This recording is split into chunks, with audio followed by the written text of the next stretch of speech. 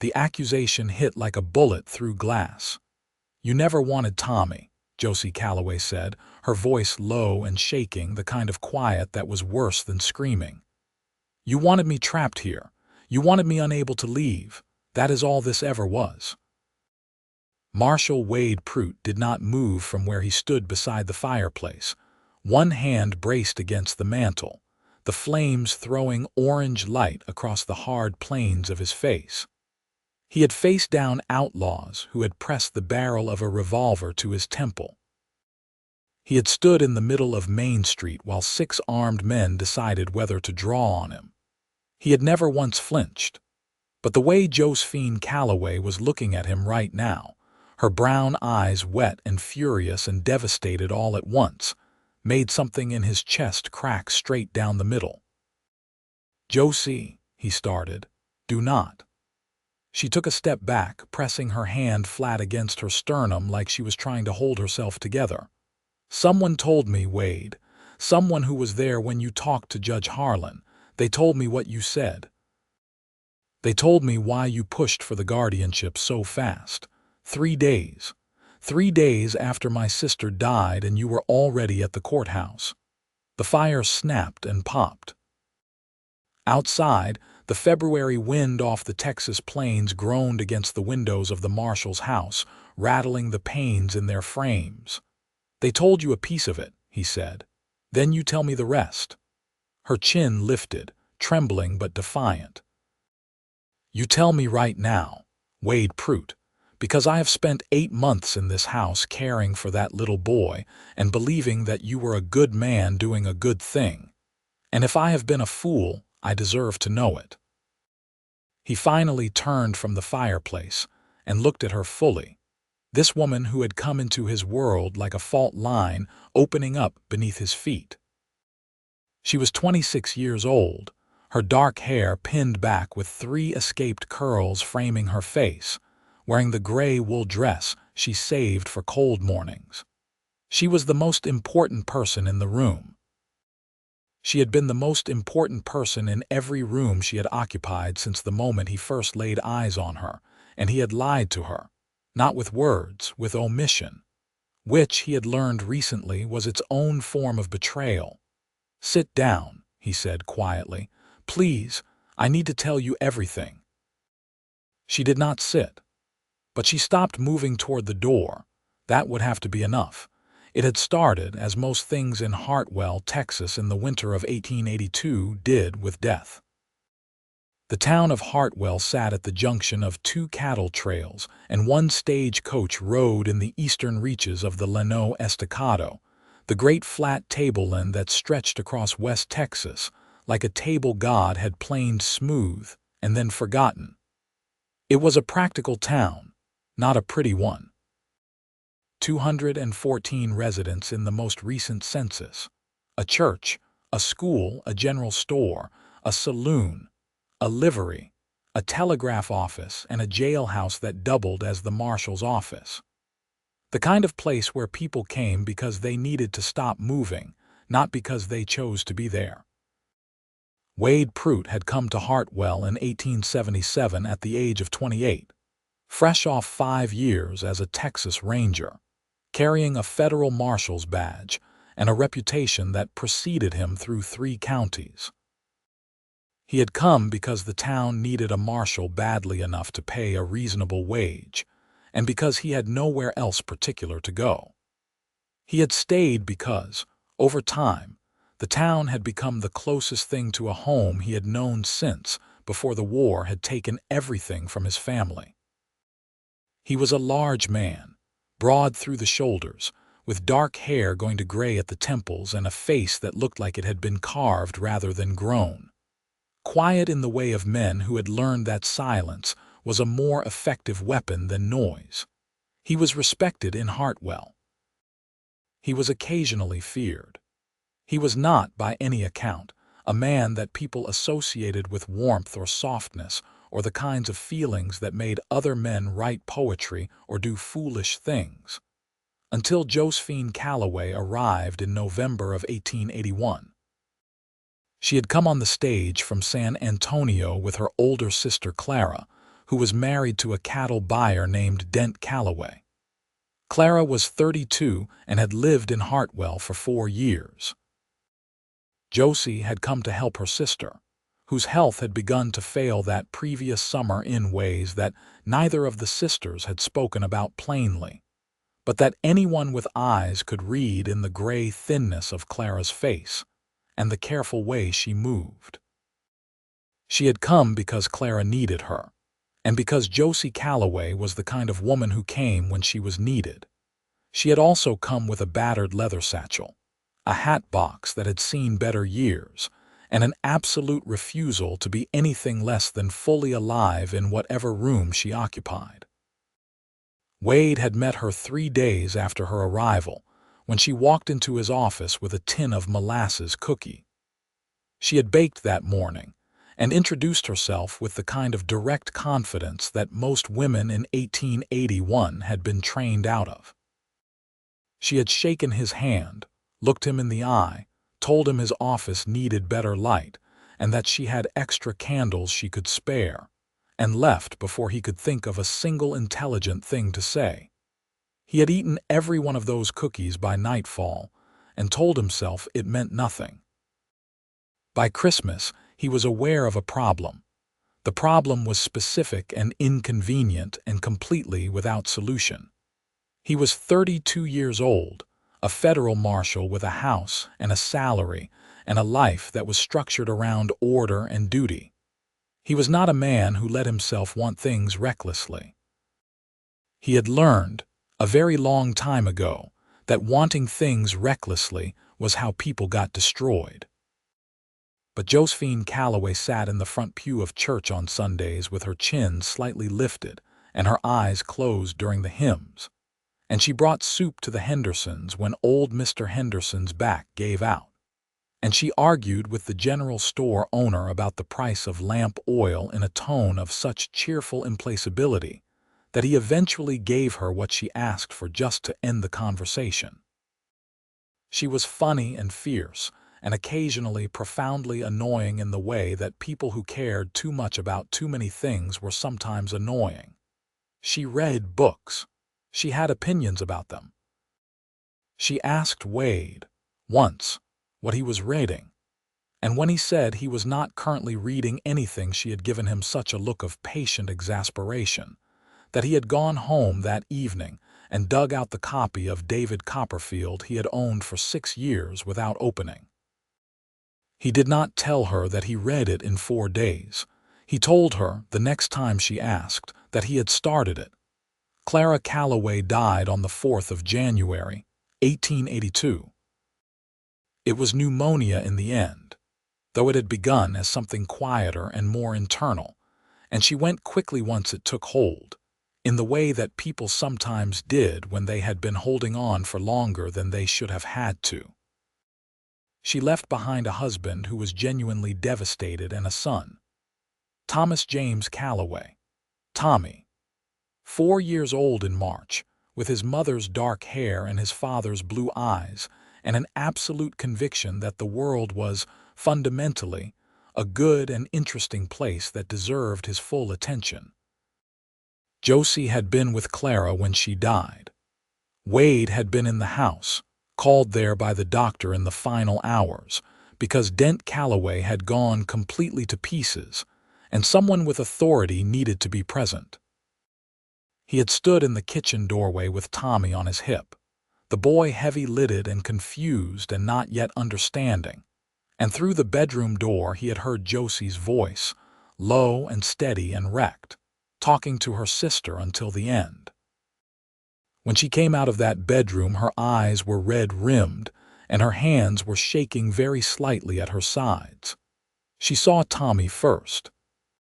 She crossed the room and took the boy from Wade's arms without a word and held him while he finally, truly woke up enough to begin to cry, and she held him through all of it, rocking him, her own grief folded down and pressed flat beneath the more immediate need.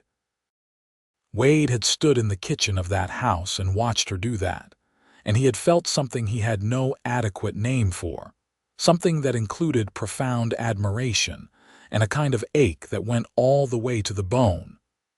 The situation that followed was not simple. Dent Calloway was not a bad man, but he was not a capable one. His grief was genuine, and it was also consuming in a way that left him largely unable to care for a 4-year-old child. And by the end of January, it had become apparent that he intended to deal with his loss by working away from Hartwell.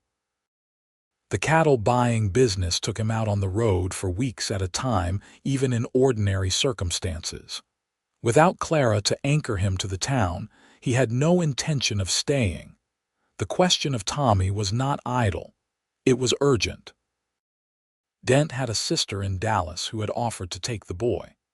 A woman Josie had never met and whom she described, in a conversation with Wade that was more revealing than she probably intended, as perfectly adequate in the way that a room with no windows was perfectly adequate. Josie intended to stay. She told Wade this in the second week of January, sitting in his office on the hard wooden chair across from his desk, her hands folded in her lap in a way that suggested she was keeping them still by will. She would stay in Hartwell, she said. She would take care of Tommy if Dent would let her. You have the legal authority to arrange something like that, she said. It was not quite a question. I can speak to Judge Harlan, he said. That would be the place to start. She nodded once, brisk with relief and trying not to show it. What he did not tell her then, and what he had told himself was entirely justified, was that he had already spoken to Judge Harlan. He had gone to the judge the day after Clara's funeral, before Josie had asked him to do anything, before she had even clearly articulated her intention to stay. He had gone to the judge and described the situation, and made the case, quietly and efficiently, for a formal guardianship arrangement that would keep Tommy in Hartwell under Josie's care. He had done it because the child needed stability. He had done it because Josie Calloway was the most obviously right person to provide that stability. He had done it because it was the correct thing to do. And he had done it because if Josie Calloway left Hartwell, he was not sure he could make himself not follow her, and a man in his position could not afford to follow a woman across the state of Texas. The guardianship would give her a reason to stay. The house, the school, the community. Roots. He had not admitted this to himself with complete clarity at the time. He had wrapped it in the language of practicality and the child's welfare, which were both genuine. But underneath it, pressed down and covered over, was the simple and terrifying truth that he wanted her here. He wanted her close. He wanted the chance to figure out whether what he felt was real, or was merely the longing of a solitary man for a particular quality of light. And he had used a 4-year-old boy's orphaned situation to give himself that chance. He had not thought about what it would mean when she found out. He had not thought, if he was being honest, because thinking about it clearly would have required him to stop doing it. Judge Harlan had arranged the guardianship in mid-January. Dent Calloway, grateful to have the matter resolved and to be free to grieve in motion, had signed the paperwork and left Hartwell on the 14th with the understanding that he would send money monthly and return when his circumstances allowed. He had returned twice in 8 months. He sent the money regularly. Tommy Calloway had stayed in Hartwell in his aunt's care, in a rented house 3 doors down from the marshal's office, and Josie had stayed with him. And for 8 months, through the cold end of winter and the brutal summer and the beginning of fall, Wade Prout had done what he had always done with things that mattered too much. He had been careful. He had been measured. He had been present in ways that he could justify as neighborly and official and entirely appropriate. And he had kept his hidden motive pressed down so thoroughly that he had almost convinced himself it was not there. He had brought firewood in March, when the last cold snap came through and her woodpile ran short. He had fixed the loose step on her porch in April, because he noticed it was loose, and it was a safety hazard for the boy. He had eaten Sunday dinner at her table roughly 3 times out of every 4 in the month since then, because she invited him, and refusing felt worse than going. He had read the book she recommended in April, a collection of short stories by Bret Harte, and had thought about it long enough that he brought it up in conversation twice at dinner without meaning to, which had made her look at him with an expression he still did not have a complete name for. He had watched Tommy grow from a child who cried quietly in corners for his mother to one who ran to the door when he heard Wade's boot on the porch step, shouting, "Marshal, Marshal," with a ferocity of joy that did something unreasonable to Wade's chest every single time. He had, without planning to and without announcing it, become part of a household that was not his, and Josie had let him. More than that. She had welcomed him with a matter-of-fact warmth that treated his presence as expected and valuable and normal, and that very normalness was the most dangerous thing, because it meant he could not hold it at arm's length and call it nothing. By October he knew he was in love with her. He had not planned to do anything about it, because he also knew, with the cold clarity that his particular kind of intelligence specialized in, that he had built the foundation of their friendship on a secret she would find deeply troubling if she knew it. The person who told her was a man named Red Sutter. Red Sutter had come to Hartwell in the summer as a new deputy, hired when Wade's previous deputy resigned to go homestead west of Abilene. Red was 25, handsome in a blunt way, and constitutionally incapable of minding his own business. He had been present in the courthouse the day Wade had spoken to Judge Harlan, running an errand for the clerk, and he had heard enough to understand what he was witnessing. He had stored the information with the cheerful opportunism of a man who collected other people's vulnerabilities, the way some men collected coins. By November, he had also decided, with the kind of confidence that had no solid basis, that he had a serious interest in Josie Calloway.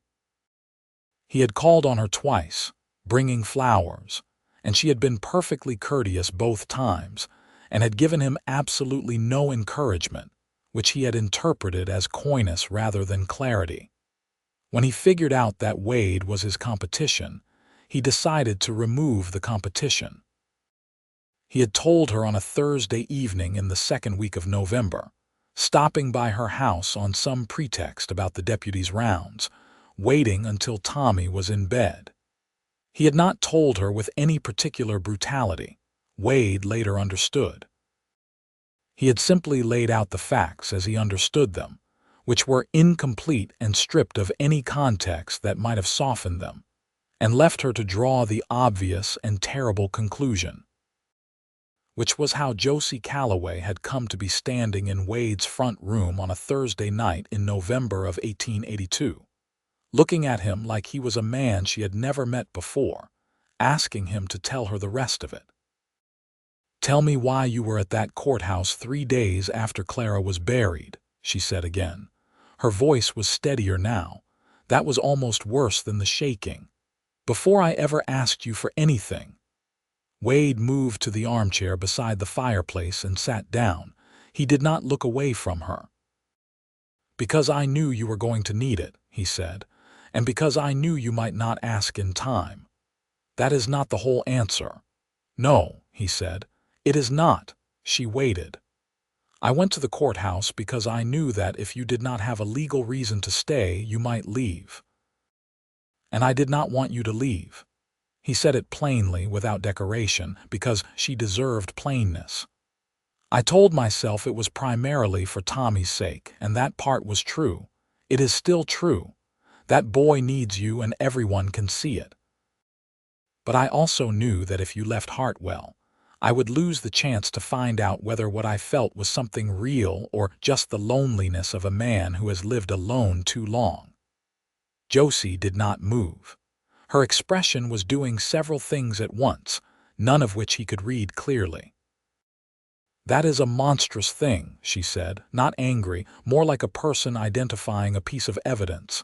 Yes, he said, it is. Tommy is not a reason for you to keep me somewhere. I know that. He is a child. He is my nephew. He is not a mechanism. I know that too. He pressed his hands flat on his knees. I am not trying to defend it. I am telling you what happened because you asked me and you deserve the truth. The whole truth, not the portion that makes me look like less of a fool. Less of a fool, she repeated quietly. Is that what you think you are? A fool. I think I am a man who was afraid, he said, and who made a decision with that fear underneath it and then spent 8 months trying to pretend the fear was not there. And I think that was wrong. The decision may have been right for Tommy. It was still wrong in the way I made it. The fire had settled to a lower burn. The wind outside had shifted, coming now from the north, and they could both hear it against the side of the house. Josie crossed the room slowly and sat in the chair opposite him. She sat with her back straight and her hands in her lap, and she looked at him for a long moment without speaking. "Why were you afraid?" she asked finally. He almost did not answer. The question reached into a part of him that had been sealed shut for a long time, and opening it was not comfortable. "Because I have not let myself want anything that was not a duty in a very long time," he said. "Because the last time I let myself want something it went wrong in ways I do not need to burden you with. Because wanting you specifically felt large enough to be dangerous, and I did not know what to do with something that large, and so I found a way to make it smaller. I called it practicality. I called it concern for the boy. I let it be those things, and I did not look at what was underneath." Josie's hands tightened in her lap. Her throat moved. "What was underneath?" she asked. The clock on the mantel counted 6 beats before he answered. "That you are the most extraordinary person I have encountered in my entire adult life," he said. "And that the idea of a world in which you had packed your bags and gone back to San Antonio, and I would simply have gone on with my routine, was one I could not tolerate." He said it the way he said everything, quietly and without flourish, looking directly at her. That was what made it hit the way it did. There was no performance in it. There was only the truth of it, as plain as something carved in stone. Josie Calloway looked at Wade Prout for a very long time. She thought about Tommy, asleep 3 doors away in the house they shared, who called this man by his title and ran to greet him with complete and uncomplicated trust. She thought about 8 months of Sunday dinners and fixed porch steps and conversations that went longer than they needed to. She thought about the way he had looked, standing in Clara's kitchen with her nephew on his hip in the last gray hours of her sister's life, steady in a room that had no steadiness left. She thought about what she had felt, and what she had refused to name, and what she had told herself it was not. "I need you to understand something," she said. "I am not a person who can be kept somewhere, not by circumstance and not by anyone's fear. I stayed in Hartwell because I wanted to stay, because Tommy needed me and this town has been good to me, and because—" she stopped. Her hands unclenched. "Because I did not want to leave either, and I would have stayed whether or not there was a piece of paper. You did not need to arrange anything to make me stay." "I did not know that then." "No," she said. "You did not." She paused. "You should have trusted me enough to ask." "I know." "And you should have trusted yourself enough to say it plainly." "I know that too."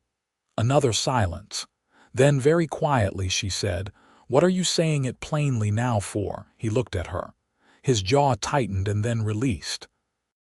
"Because I have been dishonest in my silence, and you have been honest in your anger, and I owe you the plain version of everything I should have said months ago." "And what is the plain version?" "That I am in love with you," he said. "That I have been for longer than I admitted to myself. That whatever happens next, you deserve to know it, and you deserve to know it without the hidden motive underneath it, which is why I am telling you now when you might walk out that door and never sit in this room again." Josie was very still. Outside, the north wind came again and the windows rattled and the fire burned low in the grate. "Wade Prout," she said finally, in a voice that was not entirely steady.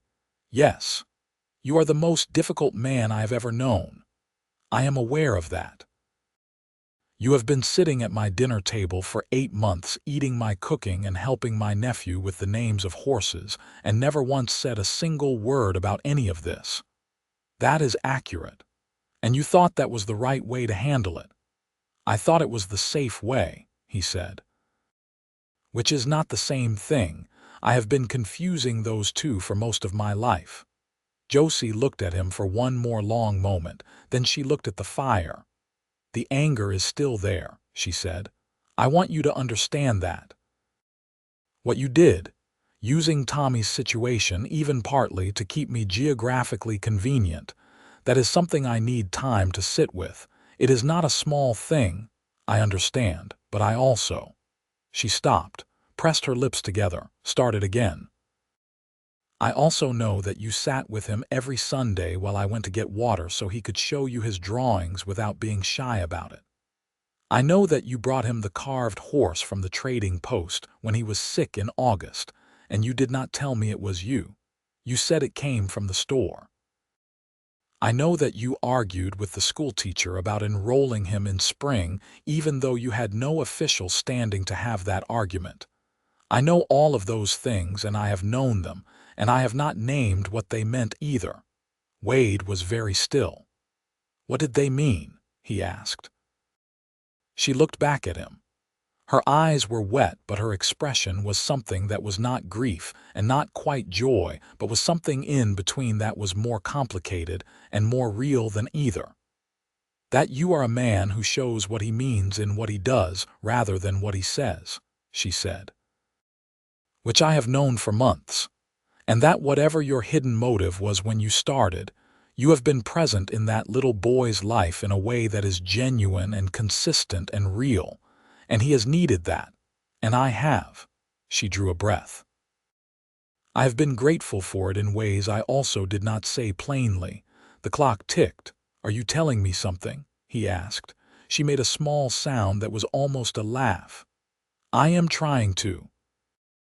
I am finding it somewhat difficult because you have just told me something rather significant, and I am trying to organize my thoughts, and you are very unhelpfully sitting there looking at me in that way you have." "What way is that?" "Like everything I say is the most important thing you have ever heard," she said, and her voice broke very slightly on the last word, and she pressed her hand over her mouth for a moment and then took it away. Wade stood up from his chair. He moved to where she was sitting and crouched down in front of her, bringing himself to her level, and he looked up at her. "Josie," he said. "Yes," she said, which was not an answer to any question he had asked, but it was an answer to all of them. He reached up and took her hand from where it lay in her lap. Her fingers were cold from the November air, and they curled around his without any hesitation. "I will earn it back," he said.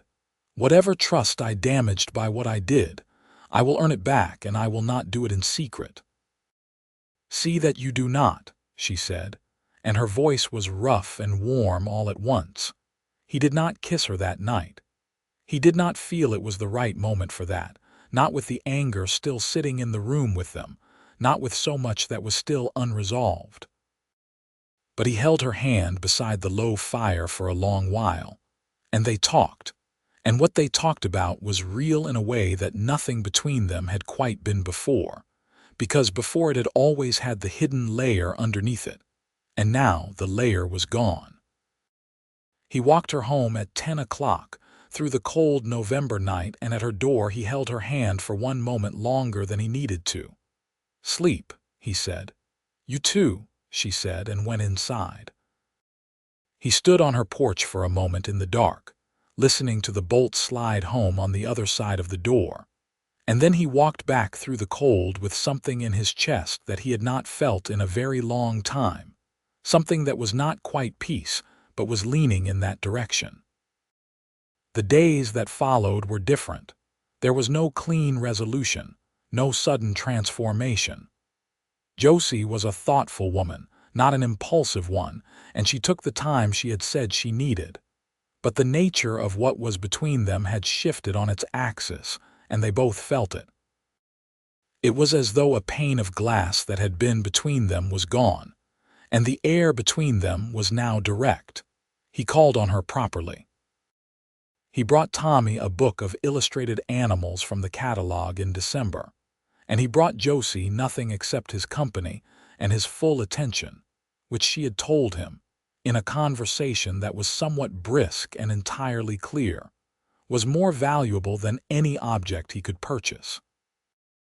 He told her about his past, not all at once, not in a single confessional outpouring because that was not his nature, but gradually, over the cold weeks of late November and December, in the way that people who have decided to stop keeping secrets let them out, one at a time, into the warm air of rooms they share.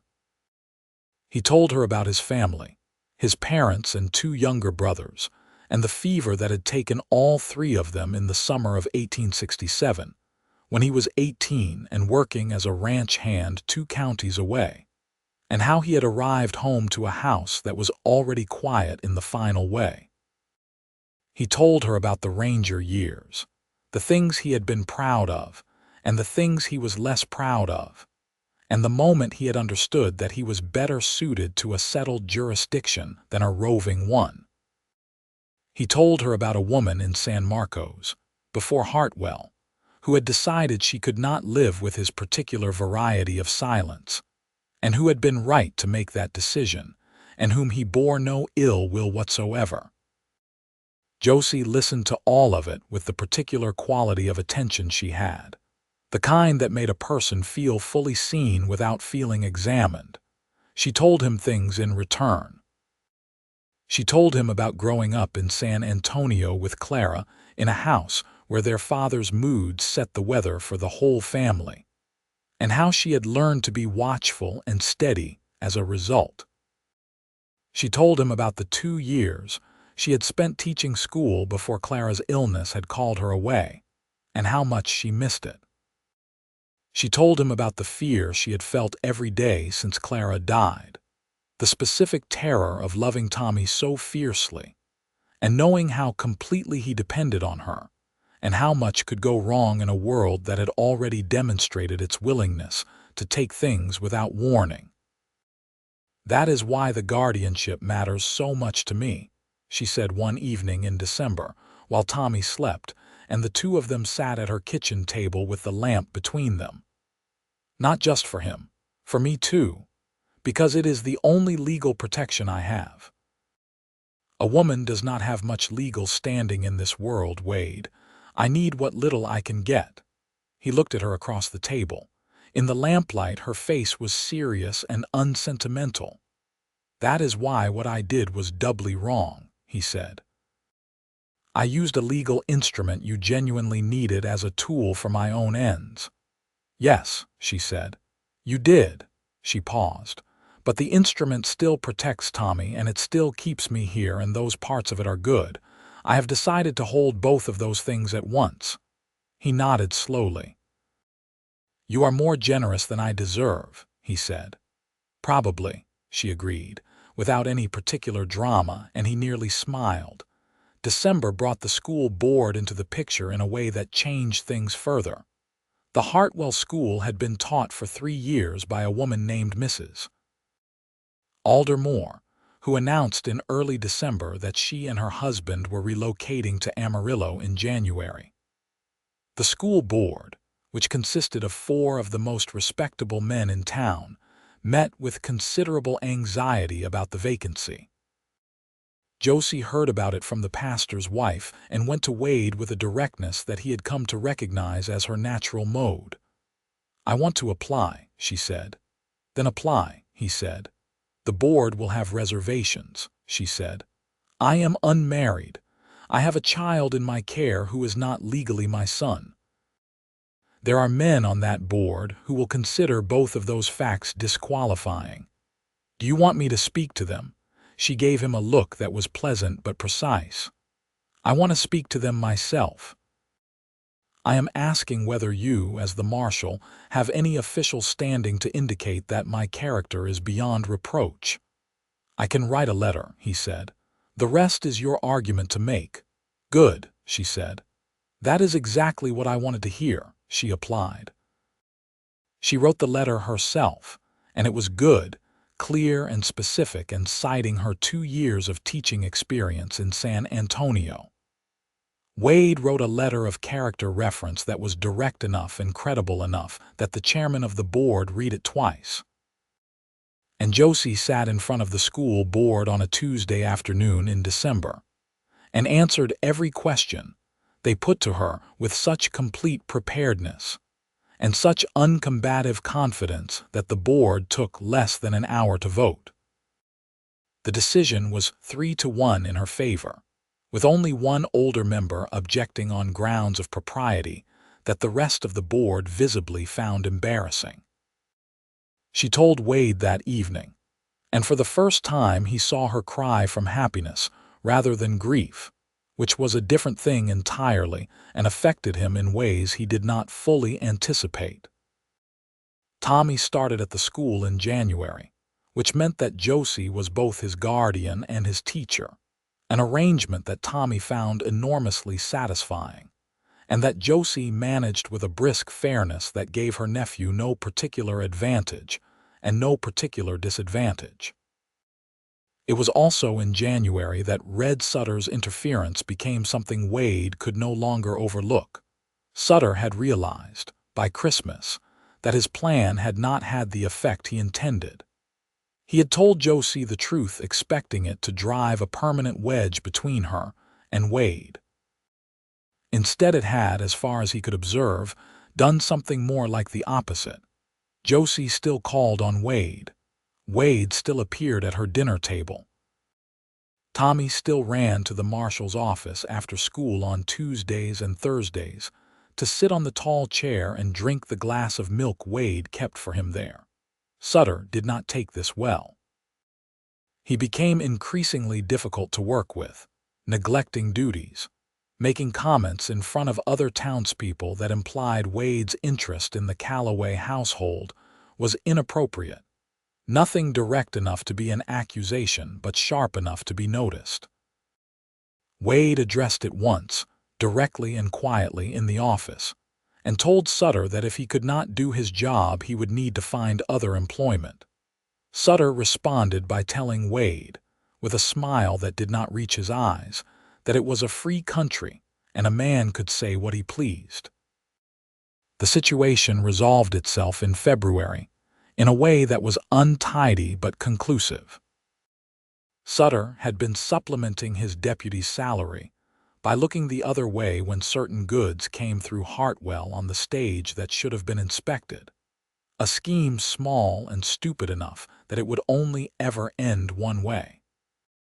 Wade found out through a routine freight discrepancy in January and took 2 weeks to gather enough evidence to be certain. On the first Tuesday of February, he terminated Sutter's employment, escorted him to the edge of town, and watched him ride west with the particular stillness of a man who has just done an unpleasant but completely necessary thing. He told Josie that evening what had happened and why. He left nothing out. "Thank you for telling me directly," she said. "I will always tell you directly," he said. "From now on, that is not a small promise. I want you to know I understand it is not a small promise." She looked at him across the table, the lamp between them, Tommy's drawings covering one end of the table in the cheerful chaos they always left. "I know," she said, "and I believe you." He hired a new deputy in March, a steady man of 38 named Carl Briggs, who had been a peace officer in Oklahoma Territory and who had no interest whatsoever in anyone's personal life. Spring came to Hartwell the way it always did on the Llano, sudden and extravagant, the brown plains going to green seemingly overnight. the sky turning a shade of blue that had no business being that color. Josie opened the schoolhouse windows and let the air in, and Tommy came home with grass stains on his knees and a dead horned lizard in his pocket that he wanted to keep. And Wade was summoned to arbitrate, which he did with great seriousness, and a final ruling that the lizard must remain outside. Tommy looked at him with the specific expression of a child who has been denied something but who accepts the decision of a person he trusts. And then he went outside and dug a small grave for the lizard in the backyard and made a marker for it out of a stick, which was, Wade thought, entirely appropriate. He watched Tommy do that from the back porch and felt something he had no exact word for, something between affection and something larger, something that had to do with continuity and futures he had not previously allowed himself to consider. Josie came to stand beside him on the porch. She did not say anything. She watched Tommy for a moment, and then she looked at Wade and he looked back, and they stood like that for a little while in the warm spring afternoon. "Wade," she said. "Yes, I want to ask you something and I need you to answer me honestly." "Always," he said. "Do you want this?" She made a small gesture that encompassed Tommy, the yard, the house, and by extension everything it represented. Not as something that happened to you, not as something you arranged and then got comfortable with. Do you actually want it?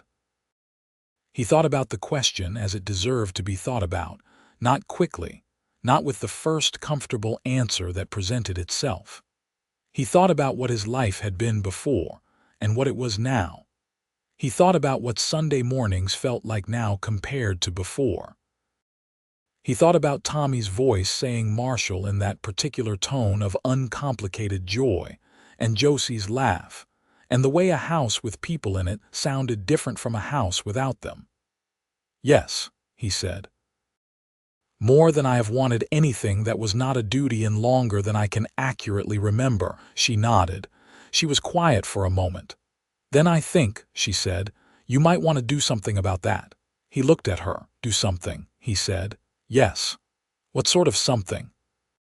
She turned to look at him fully, and her expression was the one he liked best, the one that was warm and direct and faintly amused all at once.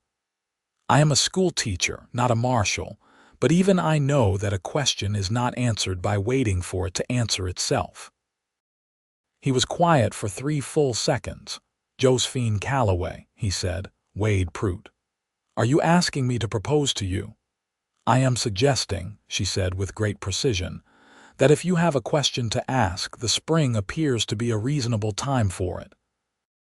He did not propose on the back porch, which she later told him was probably for the best given that Tommy was directly in front of them burying a lizard. He proposed 11 days later, in the evening in her parlor, after Tommy was in bed. He did not have a speech prepared, which surprised him since he had been thinking about it for the better part of a week. What came out was not polished, but it was true. That he had made a considerable mess of the beginning of this, but that he intended to make the rest of it something she could be proud of, and that he could not imagine the particular future he now wanted with anyone other than her, and that he understood if she needed more time, but that he was asking her now because the honest thing was to ask it plainly. She said yes before he had finished the sentence, which was the most efficient and most characteristic thing she could possibly have done. And then she pressed her hand to his face with a tenderness that was nothing like anything that had ever been in his life before, and he kissed her, and the question was answered.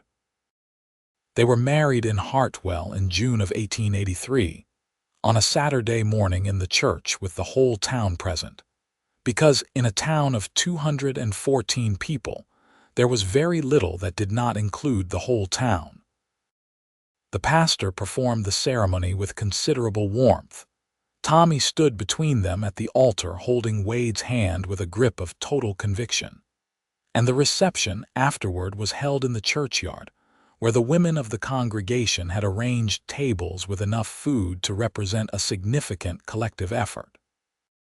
Josie wore a dress she and the pastor's wife had made together from fabric ordered from San Antonio, ivory muslin with tiny blue flowers at the collar, and she wore her hair up with two small white flowers pinned in it.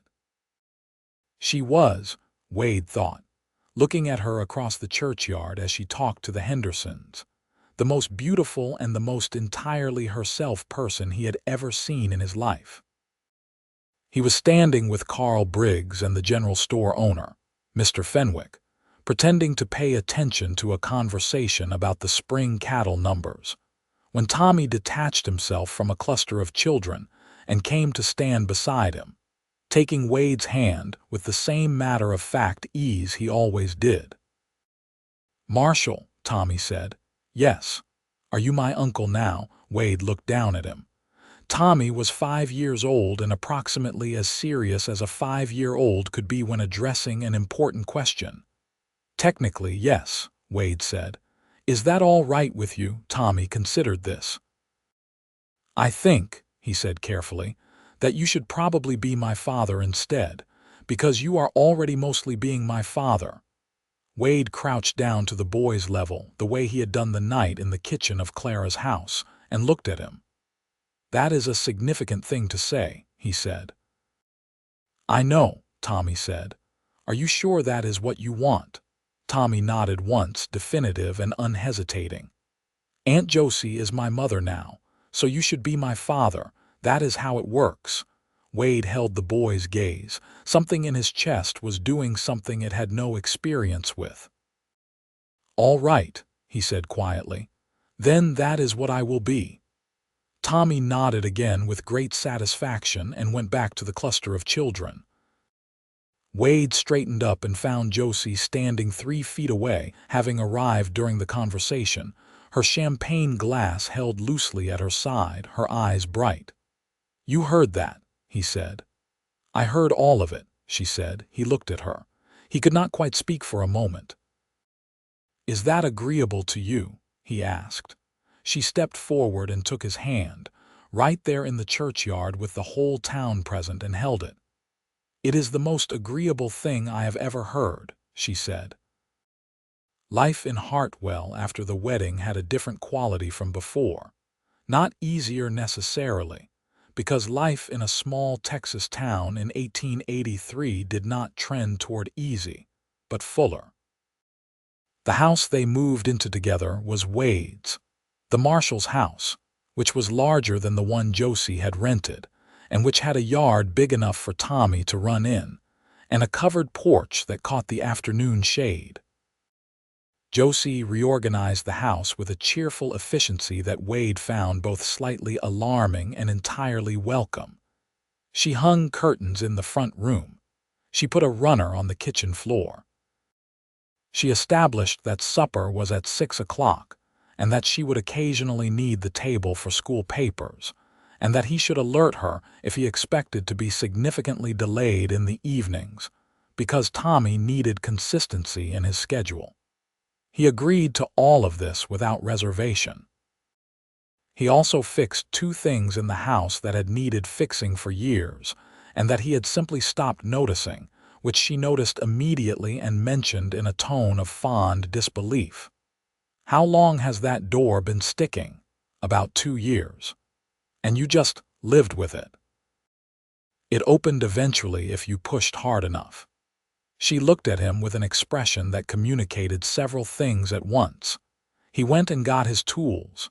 He adopted Tommy formally in August of 1883 through Judge Harlan, with Dent Calloway's full written consent. Dent had come back to Hartwell for the occasion, thinner than before and quieter, and he had sat across from Josie and Wade in the parlor and told them that Clara would have been glad, and that he was glad too, and that he intended to do better by the boy in terms of correspondence and visits. He did, actually, improve. Letters came monthly and he visited twice a year thereafter, and Tommy, who had a generous and uncomplicated heart, received him warmly without confusion about where he belonged. Thomas James Prout. That was the name on the document Judge Harlan signed. Tommy came home from school that day and Wade showed him the paper and explained what it said. Tommy studied it with the careful attention he gave all documents. "Thomas James Prout," he read aloud. "Yes," Wade said. Tommy looked up. "That is your name, Prout." "It is. And now it is yours too." Tommy looked at the paper for another moment. Then he folded it carefully along its existing crease and handed it back.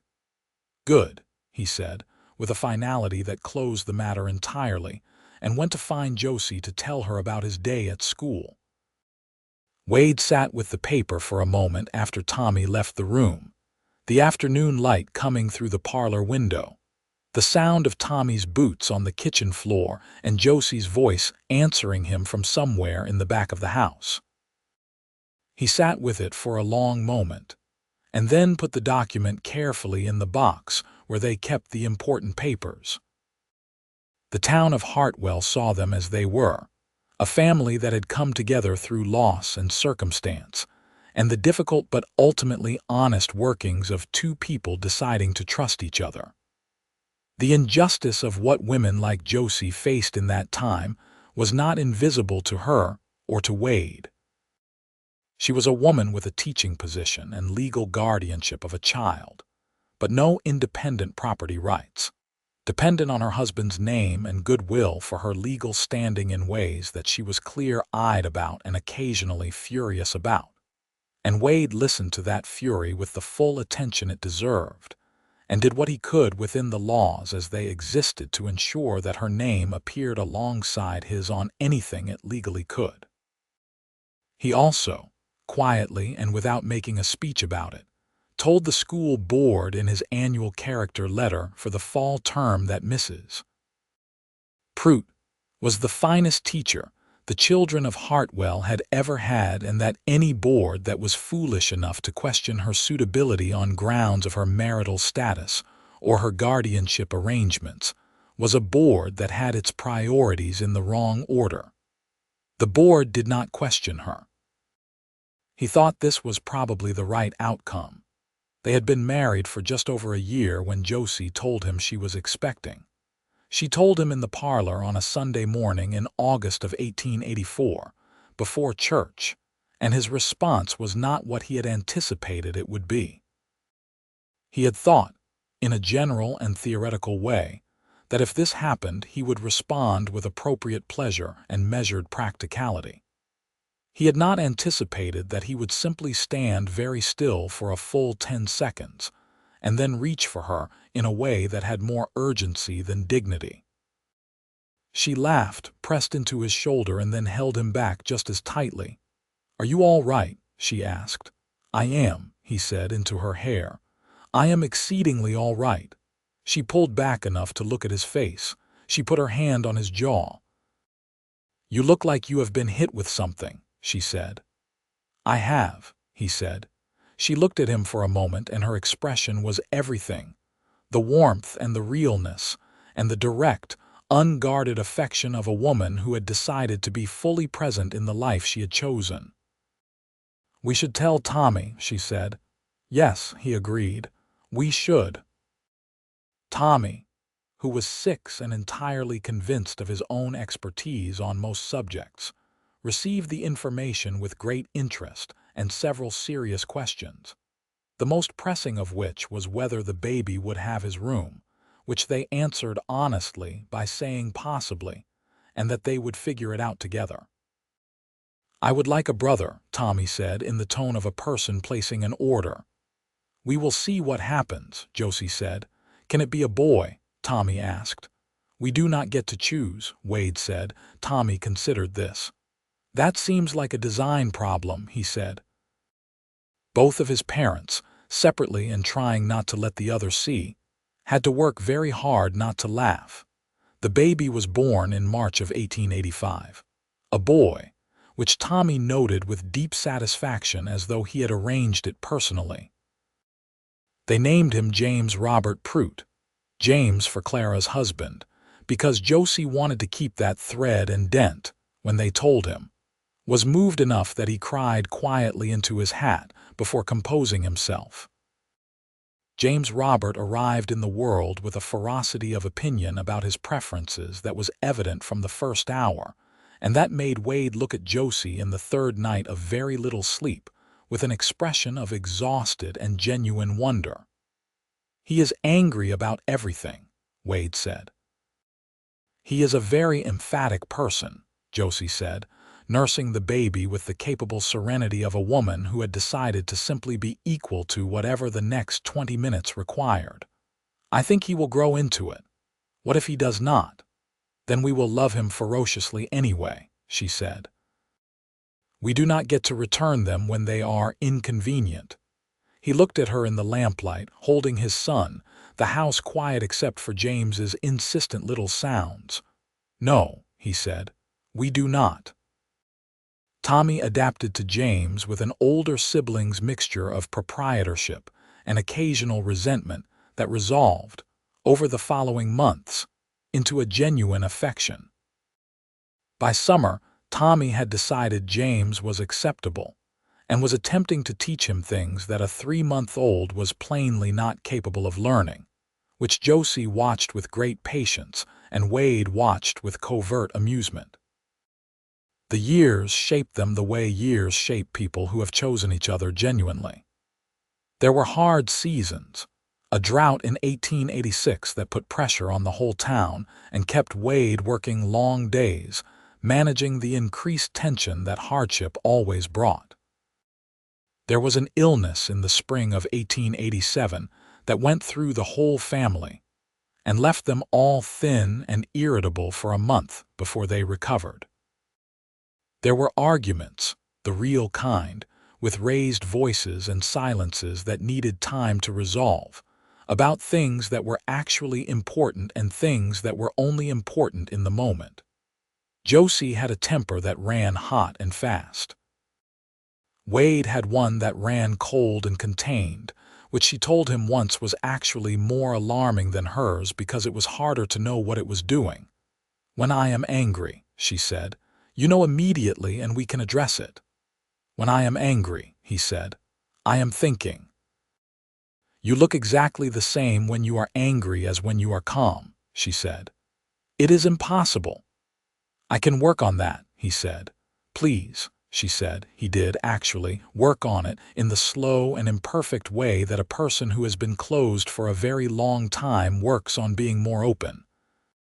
He told her more of what he was thinking. Not all of it, because that was never going to be his nature, but more. Enough that she could read him better, enough that the silences between them became comprehensible rather than opaque. She was a better teacher for having a lawman's perspective on the town. He was a better marshal for having a teacher's perspective on its people.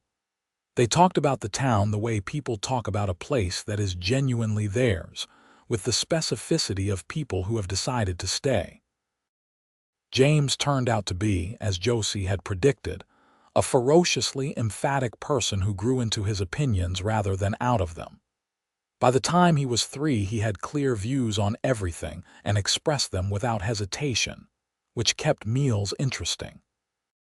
Tommy, at 9 and 10 and 11, managed his brother with the combination of authority and patience that only an older sibling with a strong sense of his own position could manage.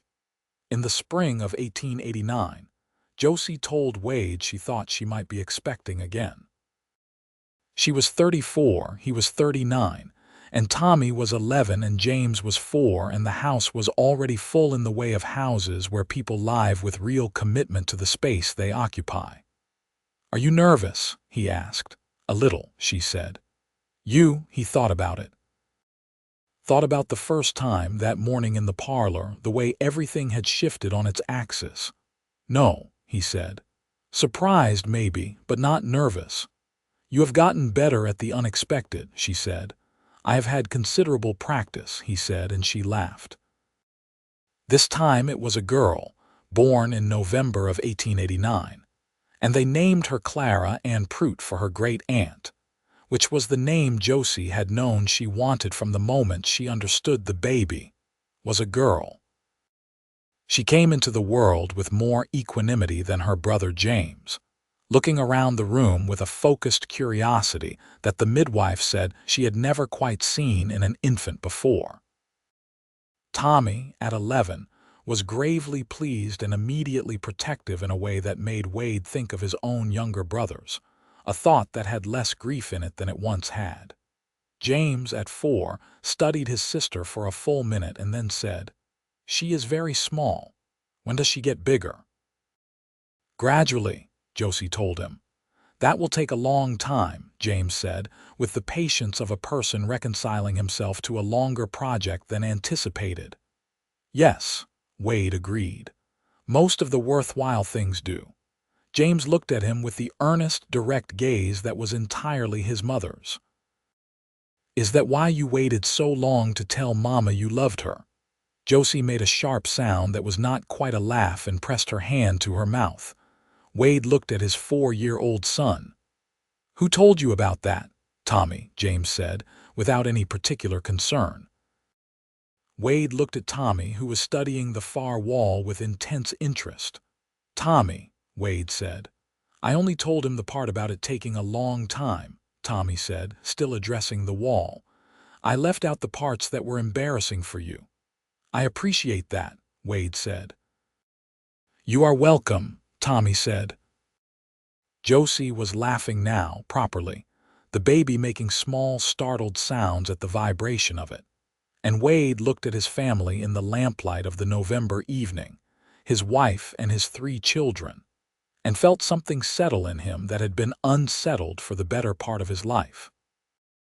He had come to Hartwell in 1877 with a marshal's badge and a discipline for order, and a talent for solitude. He had built, over years and mistakes and one significant act of cowardice dressed up as practicality, something that he had not had the language for at the beginning, and that he was only now, 12 years later, able to name accurately. He had built a home, not a house. The distinction was important. He had built it imperfectly, and with a flawed foundation that had needed to be reconstructed with more honesty than he was initially capable of. And Josie had helped him rebuild it by demanding the truth from him at the moment when the truth was the only thing that could save it. She was the most extraordinary person he had ever known. He had said that once, in a room lit by firelight on a November night when he thought she might walk out his door, and it was still true, more true now than then, because he knew her better now. He knew the way she carried grief without being diminished by it. He knew the way she argued for things she believed in with a tenacity that never became cruelty. He knew the way she read to their children in the evenings with a voice that changed for every character, and the way she sat at the kitchen table after they were in bed with her school papers spread out in front of her, and her brow slightly furrowed in the concentration of a person who cared deeply about getting the work right. He knew the way she looked at him when she thought he was not looking, which was a look he had spent a long time learning to believe was real. He crossed the room to where she was sitting with the baby, sat beside her on the settee and put his arm around her. "What are you thinking?" she asked. "That this is the right life," he said. She leaned her head against his shoulder. The baby made a small sound between them. "It took us long enough to get to it," she said. "It did," he agreed, "but we got here." "We got here," he said. Outside the window of the Marshal's house in Hartwell, Texas, in November of 1889, the night was clear and cold, and the stars were extraordinary in the way they only were on the Llano, where there was nothing for miles in any direction to compete with them. The town was quiet. The stove in the kitchen was warm. In the back bedroom, Tommy and James were ostensibly asleep and probably not quite, and in the parlor Josie and Wade sat with their daughter between them, and the only sound was the occasional soft settling of the house around them. Josie looked down at the baby, Clara Ann, who had her grandmother's name and her father's dark eyes, and who was already, at 8 hours old, looking at the world with the intention of understanding it completely. "She is going to be trouble," Josie said affectionately. She takes after her mother, Wade said. Josie looked at him. Her expression was everything he had learned to read and love over 8 years. Is that a criticism? No, he said, and meant it with every uncomplicated part of himself. It is the very best thing I can say. She settled back against him. He tightened his arm around her. In the spring of 1890, Hartwell's population reached 240, and the school needed a second teacher, which Josie helped recruit and train. Wade served 2 more terms as marshal, with Carl Briggs as his deputy throughout, and the town grew in the specific way of West Texas towns, steadily and without spectacle, building itself on the practical foundation of people who had decided this particular place was worth staying in. Tommy graduated from school in 1894 at 16, the top of his class, with a mind for mathematics and a restlessness that was clearly going to take him somewhere.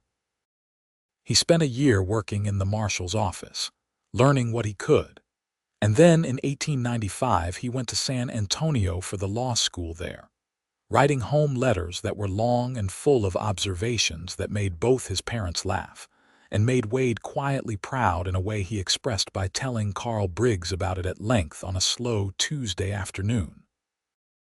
James grew into his emphatic temperament and became, by 12, a boy who could argue any position with such earnest conviction that even the people he was disagreeing with tended to find it charming. He was going to be a good lawyer or a very good preacher, Josie said. And Wade, who knew James well by now, said he thought probably both, which turned out to be more accurate than he intended. Clara Ann was, as predicted, trouble in the very best sense. She was curious and fearless and asked questions that made her teachers uncomfortable in the productive way that good questions did. She had her mother's directness and her father's patience and some combination of both of their stubbornness that made parenting her a genuinely interesting project. It was Clara who asked, at age 7, why Mama called their father Wade instead of Father. Because that is his name, Josie said. But Tommy calls him Father, Clara said. Tommy chose to, Wade said. What we call each other is a choice we make.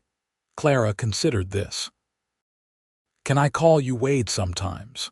You can, he said. Though I will note that I have a strong preference for Father. Noted, Clara said, in the exact tone Josie used when she was noting something she intended to overrule. He looked at his 7-year-old daughter and felt the specific delight of recognizing someone he loved in the person standing in front of him. Noted, he said back. The years went on, as years do, filling themselves with the particular substance of a life fully committed to. Wade's hair went gray, and then more gray, and Josie's had silver at the temples by the time Clara was 10. And none of it was a grief, because age in a life that was full was a different thing from age in a life that was empty. They marked anniversaries quietly, not with spectacle. On the 10th anniversary of their wedding, June of 1893, Wade gave Josie a set of books she had been wanting, a collection she had mentioned once in passing 8 months earlier, and assumed he had not registered. He had registered. He had ordered them from a catalog in San Antonio and waited for them to arrive. She held the books and looked at him. You remembered, she said. I always remember, he said. She set the books down and went to him and held his face in her hands, this face she had been looking at for 11 years now, harder at the edges than it had been, more readable to her than any face she had ever known. I love you, she said. Completely and without reservation, which I want you to know has not always been easy. I know, he said. I am aware that I am not the simplest person to love. No, she agreed, but you are absolutely worth it. He kissed her, as he had kissed her 1,000 times in 10 years, with the same attention and care he gave to everything that mattered to him. She kissed him back with everything she was. On the evening of their 15th anniversary, in June of 1898, they sat on the covered porch of the Marshal's house in the long summer dusk. Tommy was 20 and reading law in San Antonio and had sent a letter that arrived that day. James was 13 and somewhere in the yard. Clara was 8 and sitting on the porch steps with a book, completely absorbed. Josie had her feet tucked up under her in the porch chair and a glass of cool water in her hand, and she was watching the street, the familiar street of this town she had come to 8 years into what she had thought was someone else's life and had discovered was entirely her own. "Are you happy?" Wade asked. She looked at him. It was the question he had asked her every June on their anniversary, a practice that had begun without intention and become its own tradition, the asking and the answering, both of them understanding that it was not a small question dressed up as a simple one. "Completely," she said. "Are you?" He looked at the porch, at Clara on the steps, at the yard where James's voice could be heard in some ongoing project, at the street beyond which was the town that had given him a place to be still long enough for his life to find him. "Yes," he said. "I am completely happy." Clara looked up from her book. "You two do this every year," she said. "We do," Josie said. "Why?" "Because it matters," Wade said. "The asking and the answering." Clara looked at him with those dark eyes that were his and her mother's and entirely her own. "And is the answer always yes?" Wade looked at Josie. Josie looked at Wade. "It has been so far," Josie said. "Every year," Wade confirmed. Clara appeared to find this satisfactory. She went back to her book. Josie reached across the space between their chairs and took Wade's hand. He turned his palm up and held hers. The dusk deepened over Hartwell. The stars began to appear in the enormous West Texas sky. The town settled into its evening sounds, the stove fires and the voices and the particular piece of a place where people had decided to be. Wade Prout, who had come to this town alone in 1877 with a badge and a reputation and a talent for solitude, sat on his porch in the summer of 1898 holding his wife's hand, listening to his children, and felt something he had no single word for and did not need one. It was his life. He had built it badly in places and rebuilt it honestly. He had loved one woman with everything he had learned to be capable of, and she had loved him back with the full force of a person who did not do anything halfway. And together, they had made something that the two of them alone could never have been. It was not a small thing. It had not been an easy thing. It was worth every difficult part of it. That was, in the end, the plain version of everything.